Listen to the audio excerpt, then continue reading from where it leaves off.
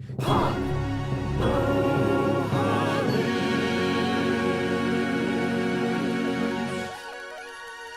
to Pop-O-Holics, the show about hot takes, hot and hot, tasty pancakes. This episode is not brought to you by Starbucks, so fuck off, Starbucks.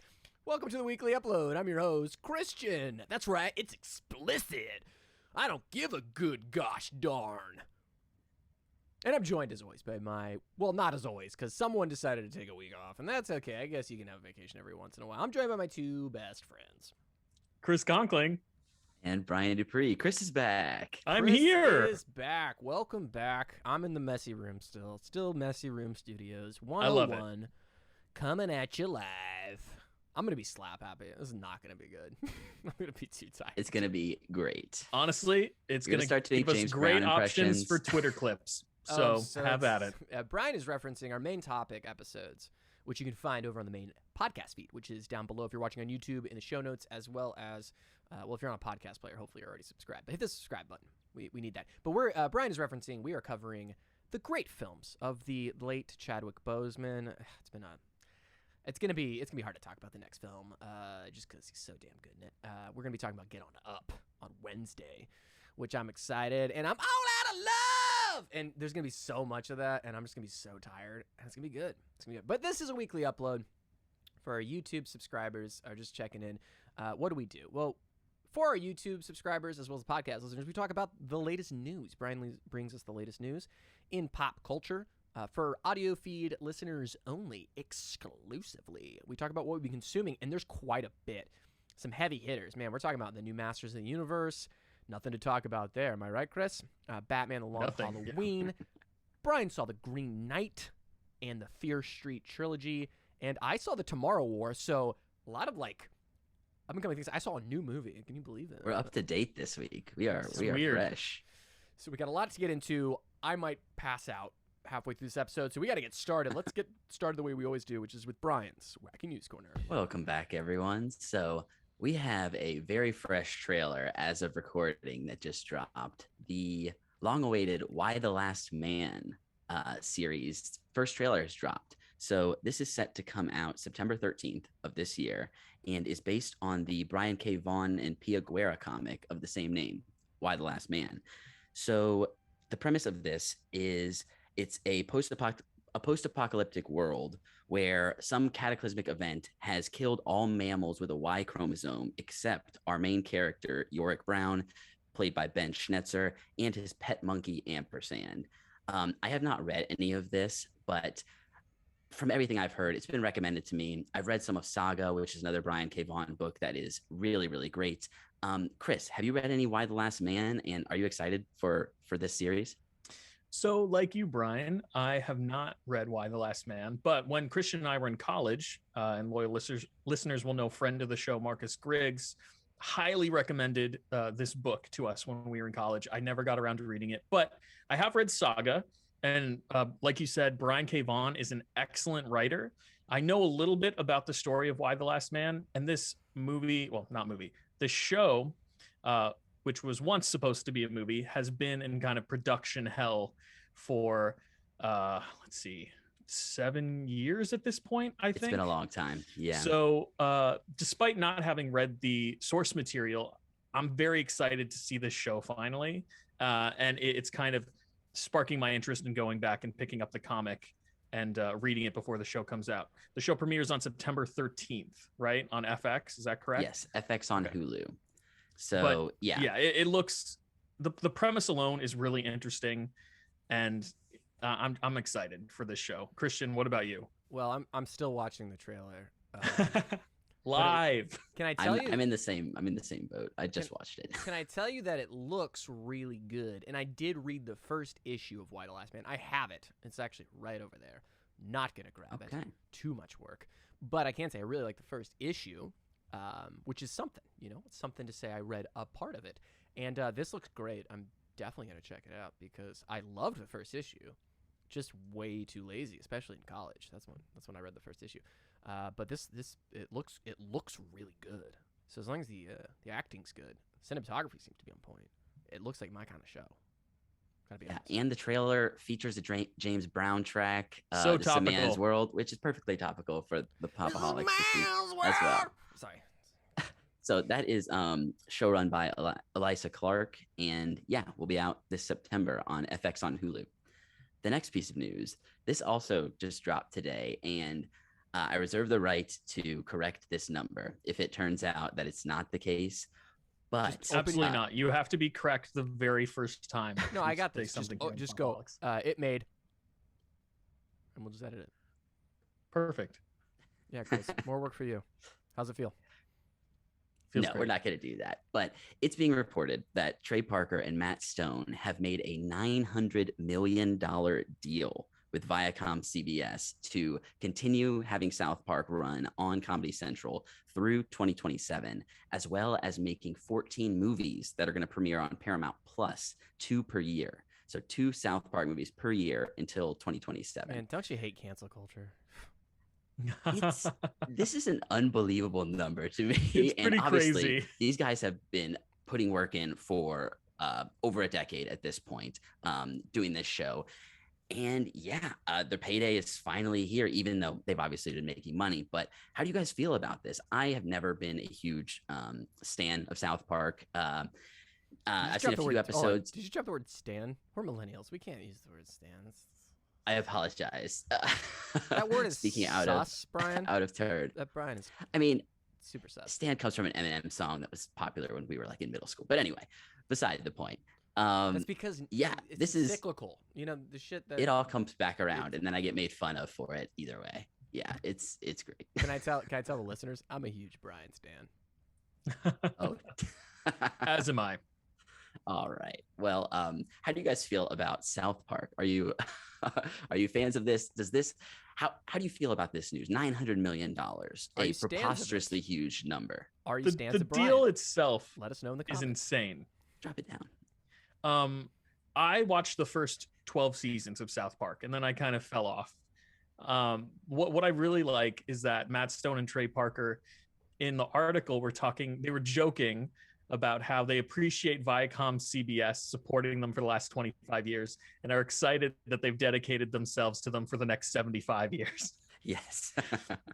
It's very much in line with like their sense of humor is, just like joking about the situation. But this is an insane deal. 14 movies, like guaranteed episodes up to 2027. That's 6 years from now. Good for them. That's all I have to say. Great for them. South Park is one of those shows where it can continue to be topical week to week. So the way that they've devised like the conceit of the show is that they'll forever be able to make fun of and parody whatever is happening in the world at that point in time. So honestly, there's really no reason for them to end the show anytime soon, as long as they're pulling material from things that are happening, So again, and it sounded like good for them. Oh yeah, and it sounded like they during the pandemic kind of came up with a new way, new workflow that they've kind of incorporated and will be bringing into going back to as we get through the pandemic. But yeah, really awesome to see them still going, even though I'm not a huge fan of the show. And man, put in 25 years of work and then a $900 million payday. It's like shit. What was the movie deal? That's dream stuff. 14 movies?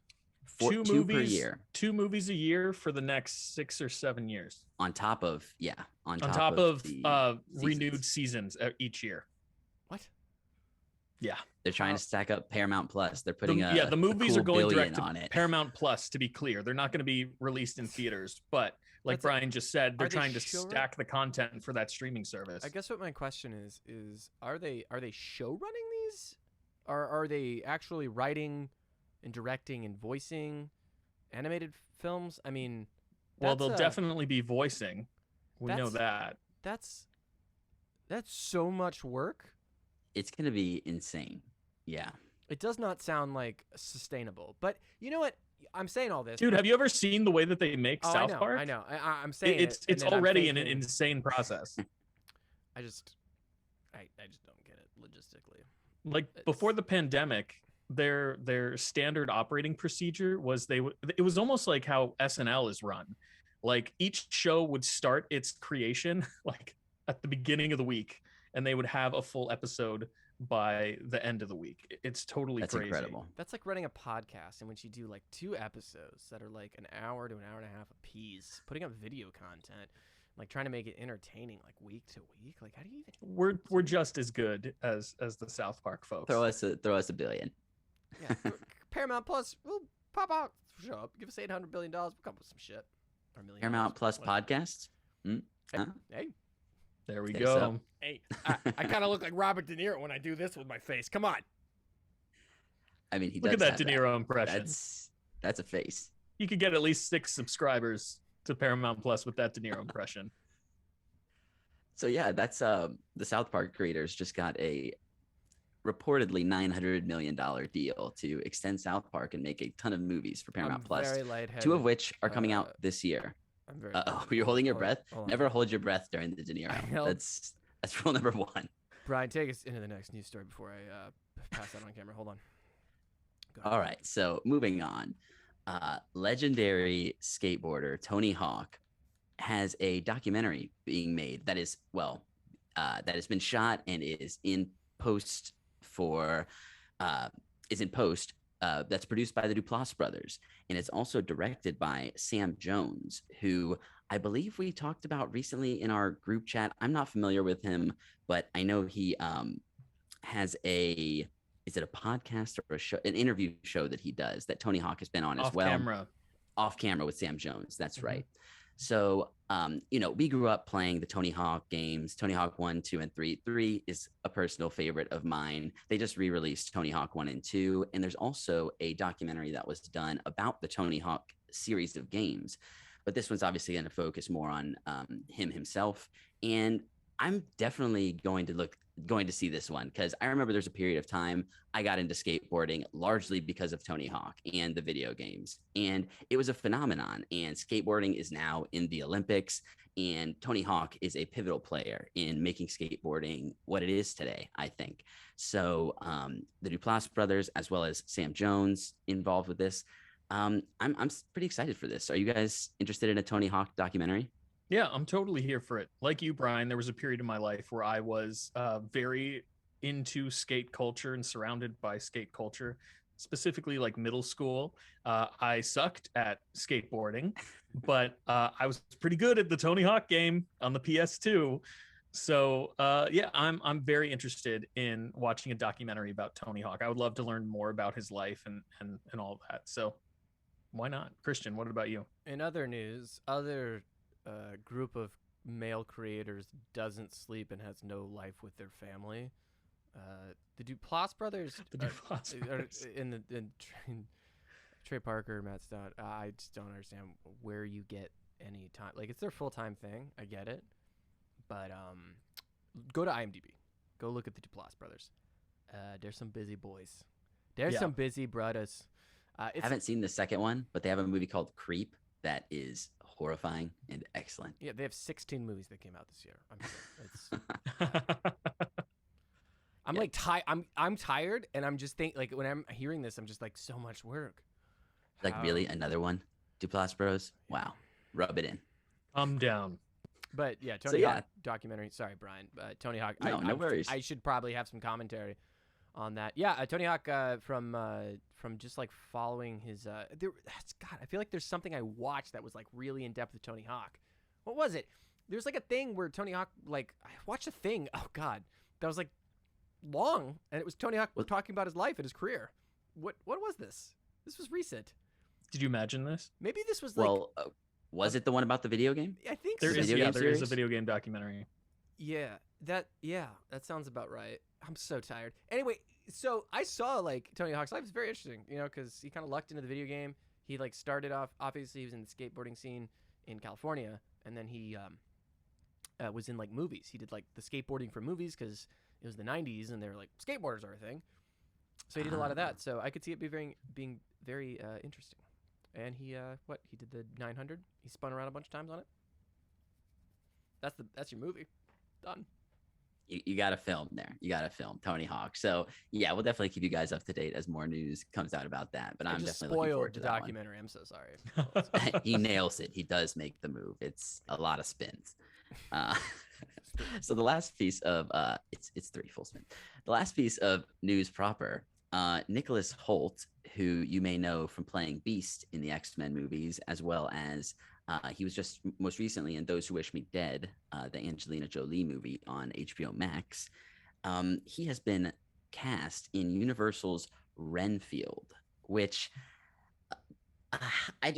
I'm kind of dumbfounded at Universal because they tried to bring back the Monsterverse. They failed miserably with Tom Cruise's The Mummy.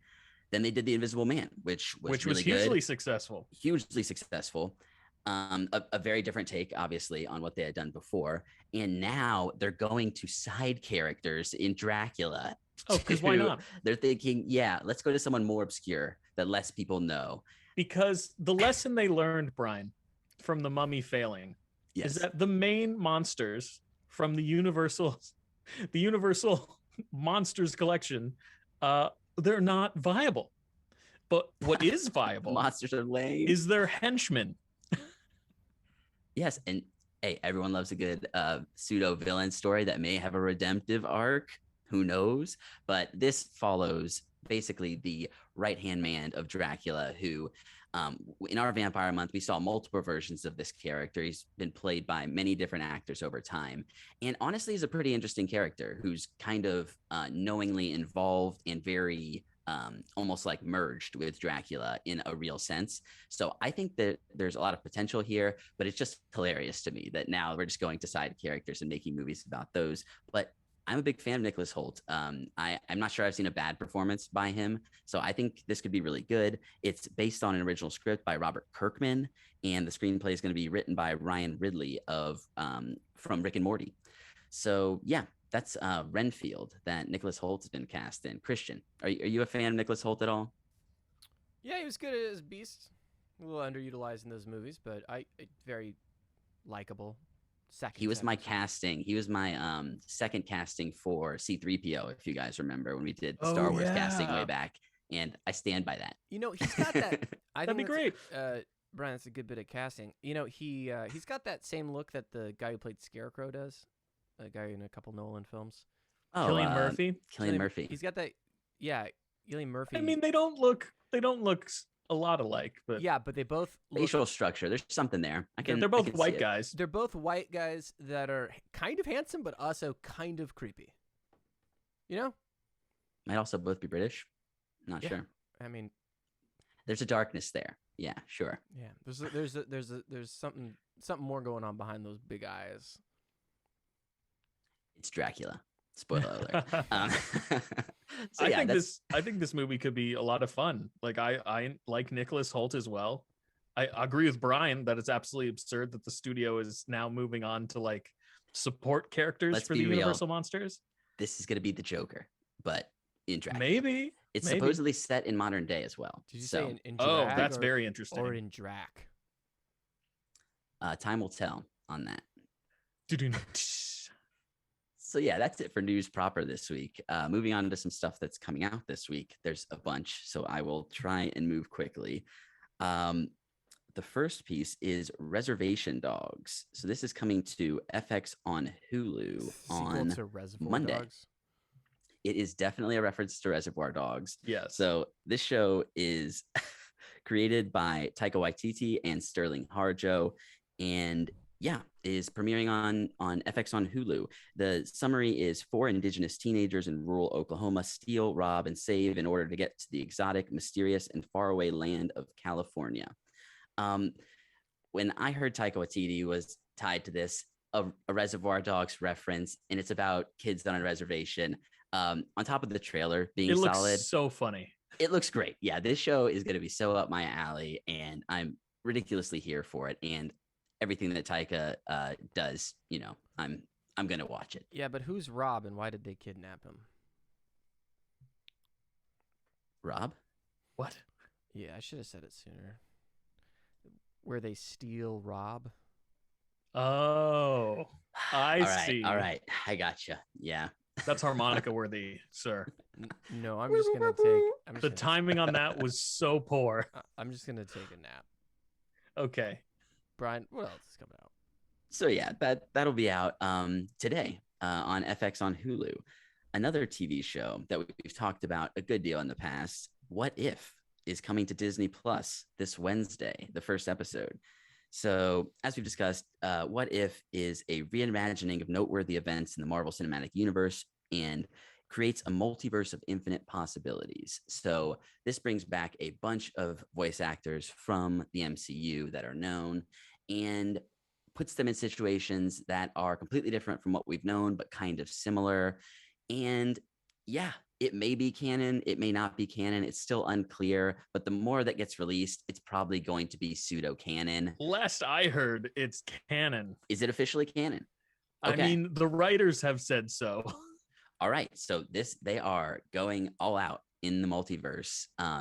Knowing where Loki ended without getting into spoilers, the universe is very open for possibilities. So it's really cool. This is a perfect time for them to open a show like this. And we know that there's a season 2 planned as well. So if you like this, which I think it's going to be 9 episodes or so, a decently long series. Yeah, it was originally meant to be 10, but due to the pandemic, they cut it to 9, and the 10th episode is going to be in season 2.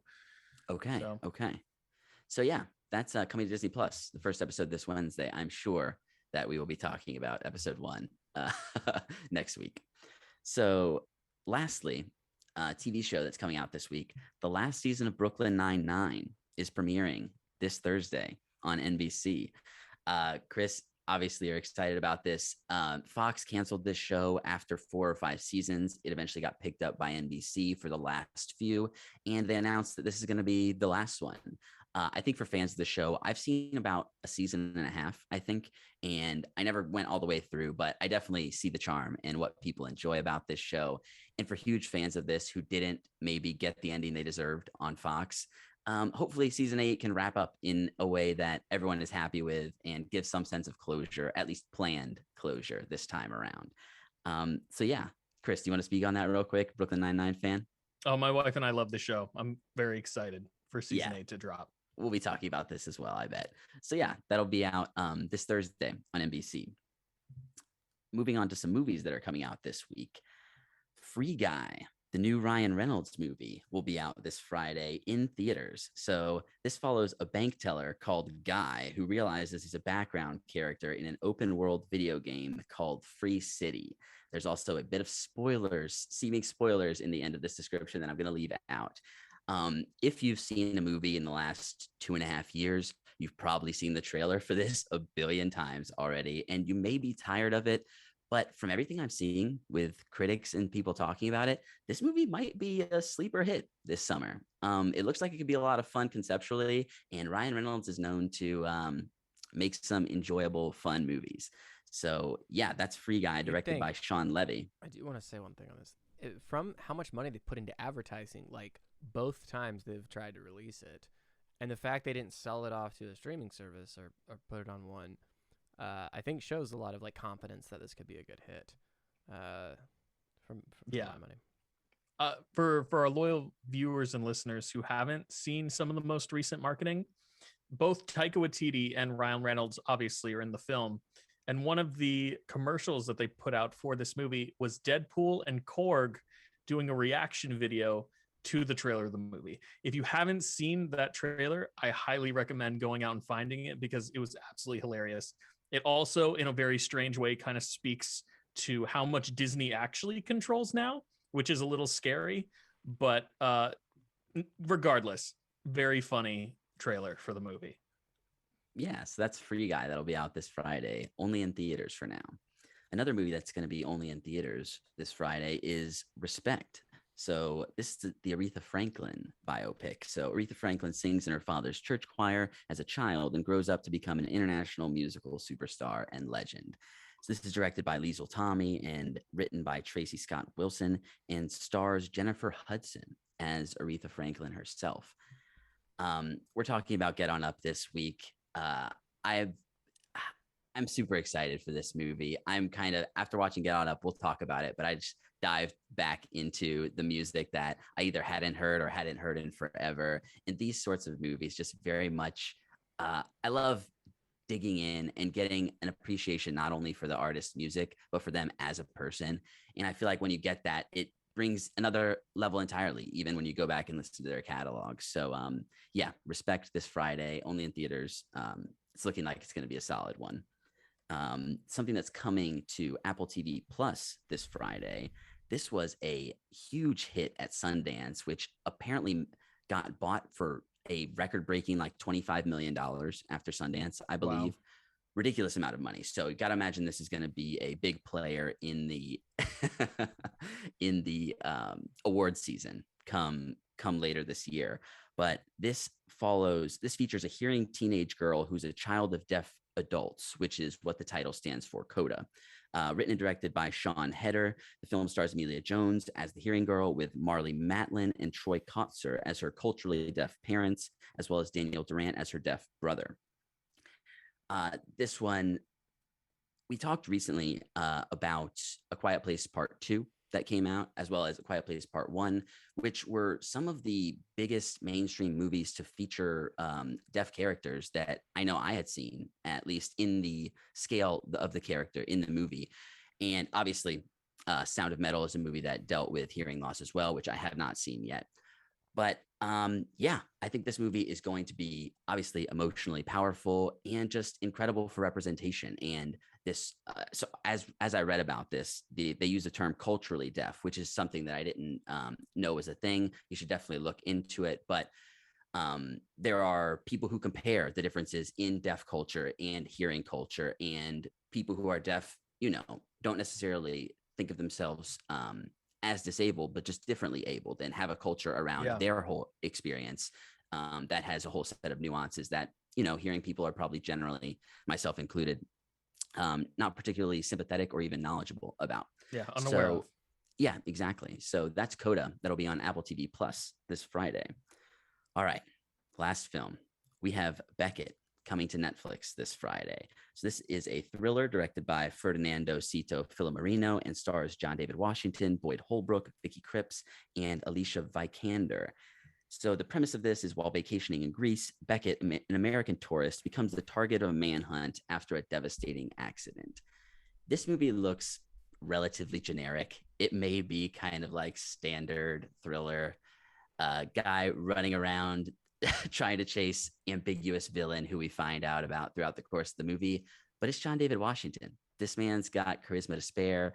I'm probably going to end up watching this movie. It's on Netflix this Friday. So yeah, that's Beckett. And that is it for the news this week, guys.